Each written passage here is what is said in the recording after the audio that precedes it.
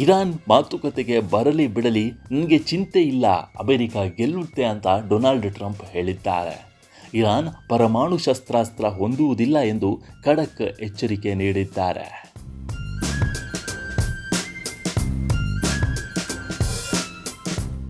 ಪಾಕ್ನಲ್ಲಿ ನಡೆದ ಶಾಂತಿ ಮಾತುಕತೆಗಳು ವಿಫಲಗೊಂಡಿದ್ದು, ಹಾರ್ಮುಜ್ ಜಲಸಂಧಿ ಬಿಕ್ಕಟ್ಟು ಮತ್ತು ಹಿಜ್ಬುಲ್ಲಾ ದಾಳಿಗಳು ಉದ್ವಿಗ್ನತೆ ಹೆಚ್ಚಿಸಿವೆ.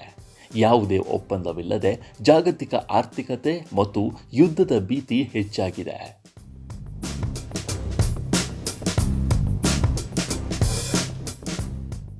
ಪಾಕಿಸ್ತಾನದ ಆತಿಥ್ಯದಲ್ಲಿ ನಡೆದ ಅಮೆರಿಕ-ಇರಾನ್ ಶಾಂತಿ ಮಾತುಕತೆಗಳು ಯಾವುದೇ ಒಪ್ಪಂದವಿಲ್ಲದೆ ಮುಕ್ತಾಯಗೊಂಡ ಬೆನ್ನಲ್ಲೇ ಅಧ್ಯಕ್ಷ ಡೊನಾಲ್ಡ್ ಟ್ರಂಪ್ ಮತ್ತೆ ಗುಡುಗಿದ್ದಾರೆ.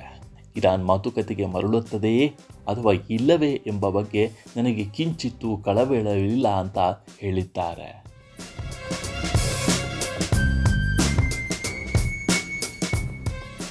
ಫ್ಲೋರಿಡಾದಿಂದ ಹಿಂತಿರುಗಿದ ನಂತರ ಜಂಟಿ ಬೇಸ್ ಆಂಡ್ರ್ಯೂಸ್ನಲ್ಲಿ ಸುದ್ದಿಗಾರರೊಂದಿಗೆ ಮಾತನಾಡಿದ ಟ್ರಂಪ್, ಅಮೆರಿಕದ ಹಿತಾಸಕ್ತಿಯೇ ತಮಗೆ ಮುಖ್ಯ ಅಂತ ಸ್ಪಷ್ಟಪಡಿಸಿದ್ದಾರೆ. ಇರಾನ್ ಮಾತುಕತೆಯ ಮೇಜಿಗೆ ಬರುತ್ತದೆಯೋ ಇಲ್ಲವೋ ಎಂಬುದು ನನಗೆ ಮುಖ್ಯವಲ್ಲ. ಅವರು ಬರದಿದ್ದರೆ ನನಗೇನು ನಷ್ಟ ಇಲ್ಲ. ಏನೇ ಆದರೂ ಅಂತಿಮವಾಗಿ ನಾವೇ ಗೆಲ್ಲುತ್ತೇವೆ ಅಂತ ಪ್ರತಿಪಾದಿಸಿದ್ದಾರೆ.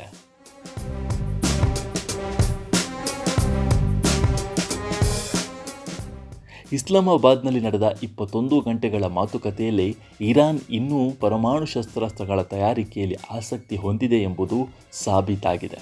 ಆದರೆ ಇರಾನ್ ಯಾವುದೇ ಕಾರಣಕ್ಕೂ ಪರಮಾಣು ಅಸ್ತ್ರ ಹೊಂದುವುದಿಲ್ಲ ಅಂತ ಟ್ರಂಪ್ ಮತ್ತೊಮ್ಮೆ ಎಚ್ಚರಿಸಿದ್ದಾರೆ. ಅಮೆರಿಕದ ಉಪಾಧ್ಯಕ್ಷ JD ವ್ಯಾನ್ಸ್ ನೇತೃತ್ವದ ನಿಯೋಗ ಮೊಹಮ್ಮದ್ ಬಗರ್ ಗಾಲಿಬಾಫ್ ನೇತೃತ್ವದ ಇರಾನಿನ ತಂಡದೊಂದಿಗೆ ನಡೆಸಿದ ಸುದೀರ್ಘ ಚರ್ಚೆಯ ವಿವರಗಳು ಈಗ ಹೊರಬರುತ್ತಿವೆ. ಲೆಬನಾನ್ನಲ್ಲಿ ಹಿಜ್ಬುಲ್ಲಾ ಮೇಲೆ ಇಸ್ರೇಲ್ ನಡೆಸುತ್ತಿರುವ ದಾಳಿಗಳು ಮತ್ತು ಹಾರ್ಮುಜ್ ಜಲಸಂಧಿಯ ಬಿಕ್ಕಟ್ಟು ಈಗಾಗಲೇ ಕದನ ವಿರಾಮದ ಮೇಲೆ ಭಾರೀ ಒತ್ತಡ ಹೇರಿವೆ.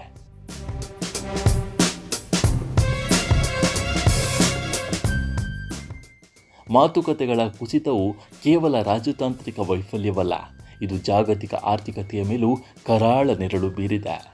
ಈ ಜಲಸಂಧಿಯನ್ನು ಮತ್ತೆ ತೆರೆಯುವ ಮೂಲಕ ತೈಲ ಬೆಲೆಗಳನ್ನು ಸ್ಥಿರಗೊಳಿಸಬಹುದು ಎಂಬ ಆ ಭರವಸೆ ಈಗ ಮಸುಕಾಗಿದೆ. ಅಮೆರಿಕವು ಇರಾನ್ ವಿರುದ್ಧ ತನ್ನ ಮಿಲಿಟರಿ ಕಾರ್ಯಾಚರಣೆಯನ್ನು ಮತ್ತೆ ಯಾವಾಗ ಆರಂಭಿಸಬಹುದು ಎಂಬ ಅನಿಶ್ಚಿತತೆ ಈಗ ಇಡೀ ಜಗತ್ತನ್ನು ಆತಂಕಕ್ಕೆ ತಳ್ಳಿದೆ. ನಮ್ಮ ಈ ವಿಡಿಯೋ ನಿಮಗೆ ಇಷ್ಟವಾಗಿದ್ದರೆ ಲೈಕ್ ಮಾಡಿ, ಶೇರ್ ಮಾಡಿ ಮತ್ತು ನಮ್ಮ ಚಾನಲನ್ನು ಸಬ್ಸ್ಕ್ರೈಬ್ ಮಾಡಿ.